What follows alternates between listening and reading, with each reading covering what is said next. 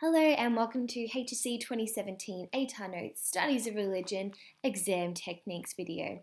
We're going to go through a whole bunch of things in here, including how to make your writing more sophisticated, how you should be structuring your essays and so on. And I'm going to talk at the end about some study techniques that I used. So we'll start off right off the bat, we'll get straight into it with sophisticated writing and studies of religion.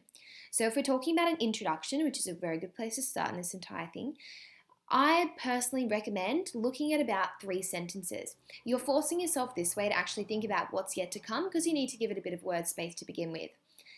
In this time, you're responding directly to the question, of course, and this obviously includes the verb, which I'm sure you've heard 1,000 times, but when it comes into the exam time and you can't work out why you're not getting those higher marks, sometimes it's because you're not quite hitting the verb properly. You might be leaning more towards describe than you are analyze. So we need to make sure that we're addressing that directly. And if you're asked to evaluate something as opposed to explain something, the judgment is really, really important there. Similar to an English essay, you need to be clear in your language, but potentially more dissimilar to an English essay is you don't really need to be conceptual. Of course, you can be if that's your personal style and that's the way you feel most comfortable writing. You've had great feedback for it, but for the most part, there's no pressure to be philosophical about it.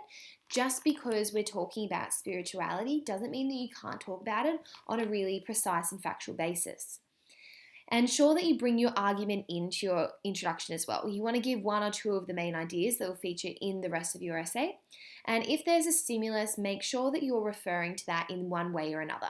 At the end of this video, we're going to go through the ways to incorporate the stimulus, but do understand that this is a really good place to show the marker that you're ready to attack the stimulus and really take it on board.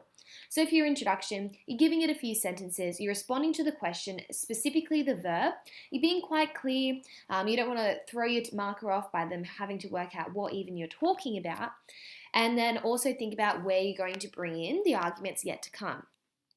When it comes to your body paragraphs, there's a few different structures, but first of all, we want to make sure that we're having a thesis statement, so to say, and I use this term loosely. Some people prefer topic sentences, some people prefer motherhood statements, whatever it is, but something at the start of the paragraph that talks about exactly what I can expect from this paragraph. When I'm reading studies of religion essays on atarnotes.com and people are talking about, for example, let's go with their significant practice, and then when they're going off the bat and into each different paragraph after paragraph, and they're not really following any strict process, no chronological order of the practice, it's not adherent community, it's none of that. It's just a bit confusing. The best way that you can raise your marks despite having a little bit of a convoluted essay, which is never ideal, but it does happen in exams, is to have a really strong introductory sentence to your paragraph. This is important for both you and the marker. It's important for you because when you put down that sentence, you remind yourself, this is what I will be talking about in this paragraph. You set it down. And if ever you're halfway through the paragraph, you're in a bit of an exam fluster, so you don't know where to go next, you look back at that sentence. Have I answered that well, yes or no?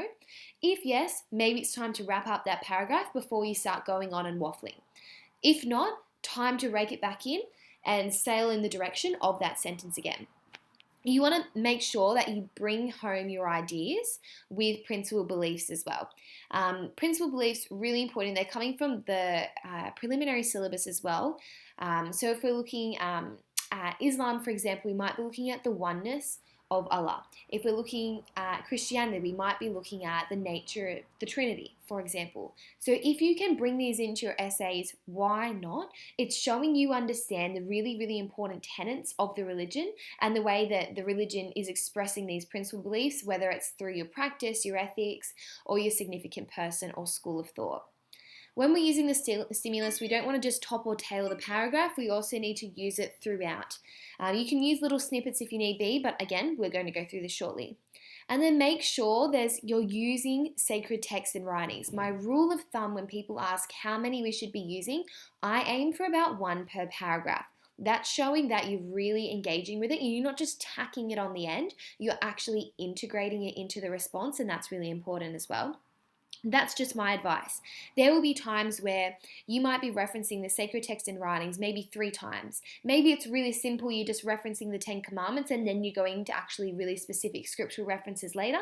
It might be in that approach. It could be any of these ways. It really depends on the essay and the type of paragraph that you're writing. And of course, have an idea about how you're going to structure this. Personally, I was pretty anti planning essays in exam time because I thought it was a waste. I got my trial results back and I realized that I was really missing the mark in terms of how I was writing the essay, even though the knowledge was really good. And that was when I decided, you know what, for the HSC, I'm going to change it up and I'm going to make sure I plan my essays. I wrote about baptism for my HSC, and quickly on the back of the piece of paper, I just wrote 1 word per paragraph so I know which direction I was going to take it. And then it didn't take up much more than maybe 30 seconds, and it just meant that my essay had so much more integrity. So there's a few different paragraph sequences we can follow, and there's even more than what I've put in front of you here. These are just ideas because people always ask, I have no idea how to structure a studies of religion essay, how do I do it? So I'm just basing this on Studies of Religion 1, but you can take these same tenets into Studies of Religion 2 as well. So if we're talking about ethical issues, for example, you could focus on 1 ethical issue per paragraph.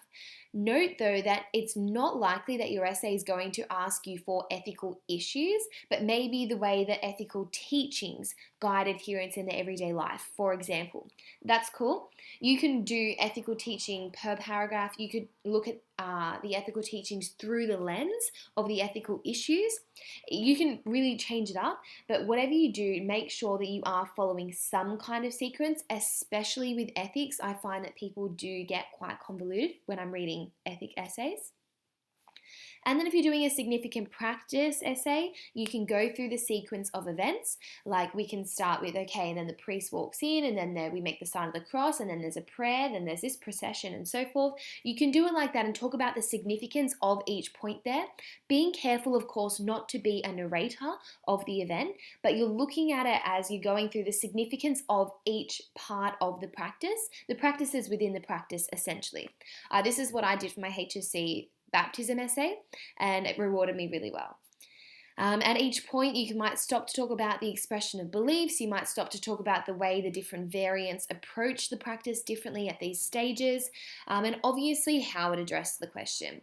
If we're doing a significant person or school of thought essay, you might divide it into the contribution to the development of the religion and the contribution to the expression of the religion. It can so happen that the development of the religion is the way the expression is developed, for example, but for the most part, you can separate a lot of these. I've found that organizing my Paul of Tarsus study notes into development and expression was really helpful, and then from there I broke it down even further because I knew enough about him that I could then break it into his work as a missionary, his work as a theologian, and so forth. I studied Aisha for Islam, and I did the same thing. Her contribution to the development and her contribution to the expression. And when I wrote an essay on my significant person, I found that being able to divide the difference, development and expression, meant that I could have a really structured essay. And it was really nice though that there are links between the development and the expression. There's a bit of overlap there, so it meant that the essay was quite fluid as well. And then of course you can do reverse arguments.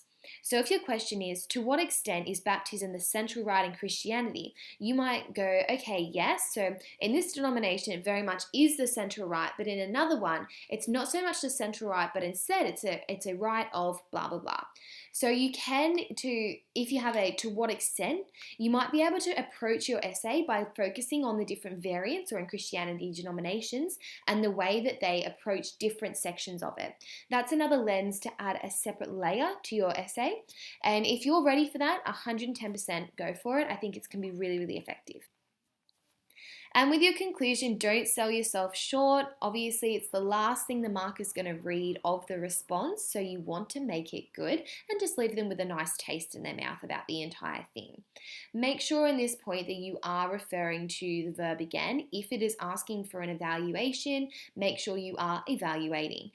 I personally find this goes beyond studies of religion, that there are students who get into an exam situation, they're frazzled, they're stressed, and they're writing all over the place and their paragraphs don't necessarily make a whole lot of cohesive sense. Not most ideal, but when you bring it in with a really, really strong conclusion, sometimes it can help a marker make sense of different things that you've written above. So if you just take a moment, take a breath, and write your conclusion really strong, it means that a marker might be able to understand some of the connections that you were trying to make above, but potentially you were missing the point a little bit. You just weren't making the mark because you're a bit frazzled in the exam. This goes beyond studies of religion, and this is why I personally think conclusions can be really great. Otherwise, not a lot of it is expected of you in the conclusion. And so if you're not using your conclusion to hopefully rake it all back in, you basically just want to be there to make sure that you're answering the question again. You've recapped everything in a way that's not just narrating the entire story of your essay again. And it might be a good place to use the stimulus again, particularly if the stimulus is a quote. There might be a little snippet of the quote you could use there just to round it off and to show you confidence with your engagement with the quote. So just to summarize that, I recommend planning your paragraphs quickly. If you told me to do this before trials, I would say absolutely not, what a waste of time, but I learnt from my trial result and I realised that I really needed to work on this. So do reflect on your trial results as well and what happened in the exam room and what you can do to change it now. It's completely in your hands. Always reference the source of the stimulus. So don't just always say the stimulus says, the stimulus says, the stimulus says. If the stimulus is from John 18, and then quote it. Instead of constantly referring to a stimulus, it jars your essay as opposed to then making it look like you're engaging with the quotes and the sacred text and writings in the way that is ideal for a marker. Each paragraph needs a clear direction, the stimulus needs to be filtered throughout, and give good thought to grammar. Obviously, if you're quoting, you don't want a marker to miss the mark and that you are quoting and you don't get rewarded for it because you haven't used quotation marks or you've been unclear with it. You want to open yourself up to giving yourself the best possible reception from the marker. So just going through some common mistakes, not referencing the sacred text and writings. You want to do this in every response. Even the short answers might lend themselves to relating to sacred text and writings. Don't push it if it doesn't, but you might find that this is the perfect time to reference something you've got up your sleeve. Just as a yardstick, it doesn't need to be followed to the letter of the law, but I recommend about one per paragraph, one sacred text and writing reference per paragraph. It's better to use a slightly incorrect reference than not one at all. So another really popular question is people are saying, oh, I can remember it's John 18, but I can't remember if it's 20 to 21 or if it's 21 to 23. I can't remember. My personal opinion is to go for it rather than panicking and getting rid of the reference altogether. It's a lot better to leave it in there and show that you've given it a crack but maybe it was incorrect than to leave your essay completely devoid of something that your marker is actually looking for. Not bringing it back to the principal beliefs as well. I think this is really important. Again, it's just showing that you are going above and beyond the average studies of religion student and that you are engaging with the core tenets of the religion. So we're not just going through exactly what the Year 12 syllabus asks of us, and instead we're engaging with the entire course content. It is relevant. You will not be marked down for referencing the principal beliefs despite them being in the Year 11 syllabus.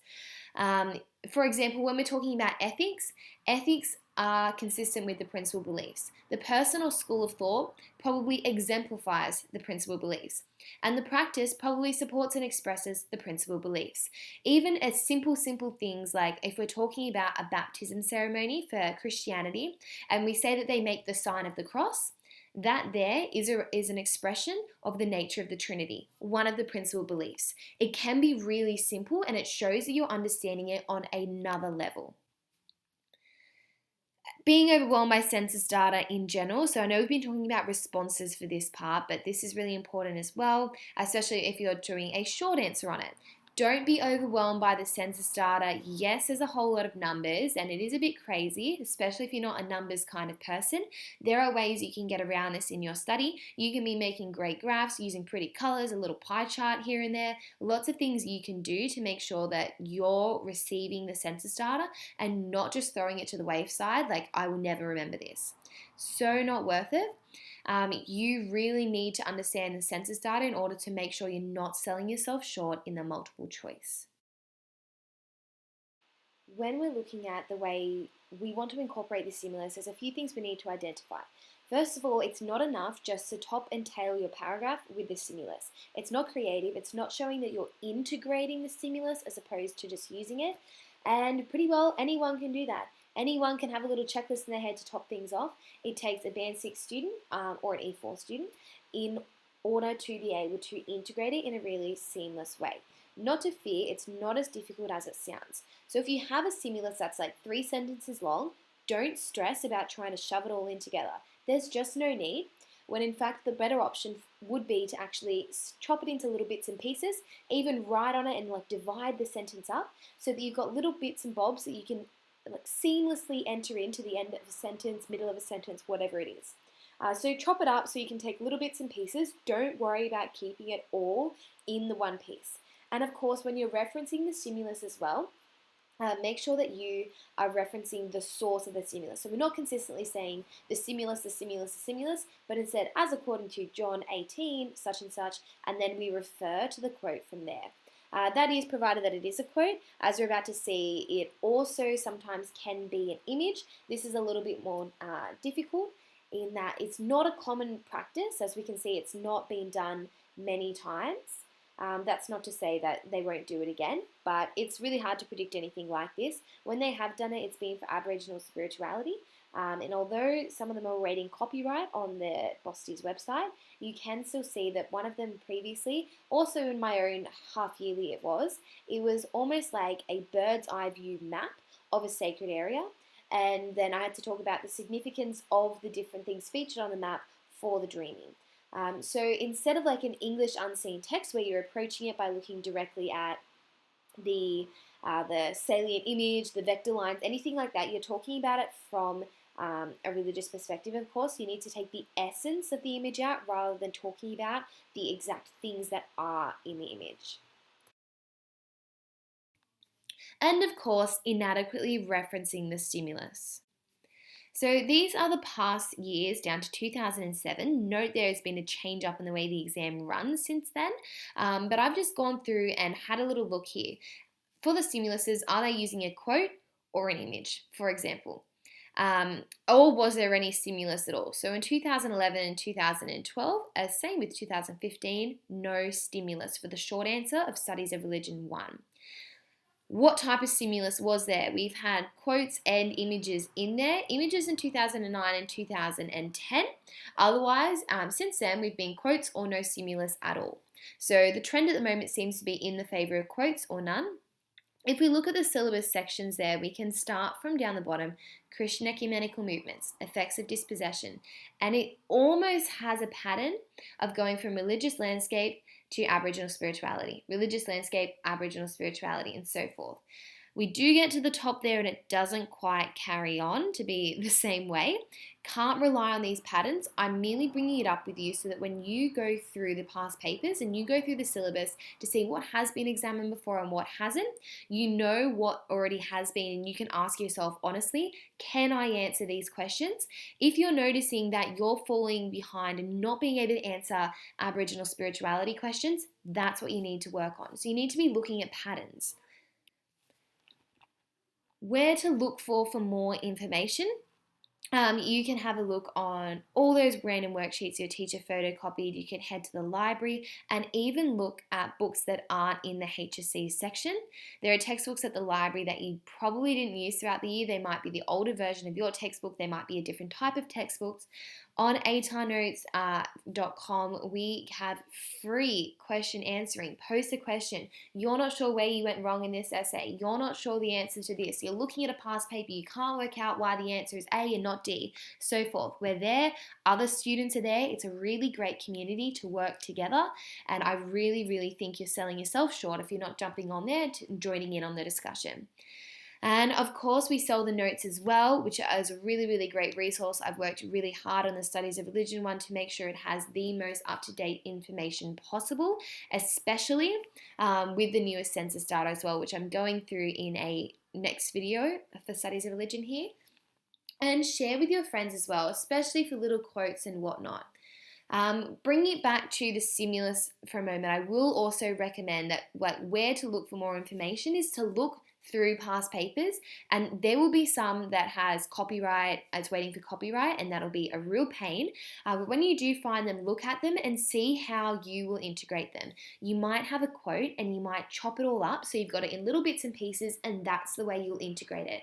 If it's a 3-sentence quote, there's no need for you to reference all 3 sentences at once. You can be taking little bits and bobs as it works for you, and then you can use the simuluses from past papers as quotes to have up your sleeve as well. If it's a great quote, absolutely add that to your study notes, and you could use that in a future essay that you have to write for your HSC. And lastly here, I want to talk about a study tip that worked for me.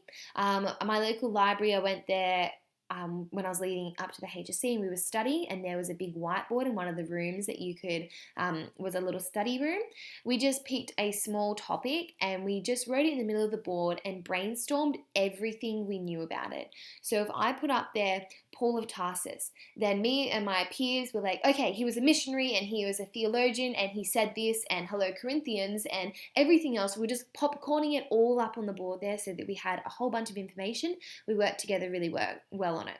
It worked well because it's teamwork. Everyone remembers different things from throughout the course. Something that your friend remembers, you'll be like, wait, was I even there for that lesson? And it goes the other way around. So now is the time to work together. It's obviously revising. It's visual learning if that works for you. It gets you to think of things on the spot, which is some ways emulating of an exam condition, and you're collaborating with other minds. There's nothing to lose. Give it a go. Of course, you could do this as a solo exercise as well. It really, really worked for me. Throughout the year, I was definitely a solo studier until leading up to the HSC. All the best. Hopefully these are giving you some direction. Please don't hesitate to jump on atarnotes.com.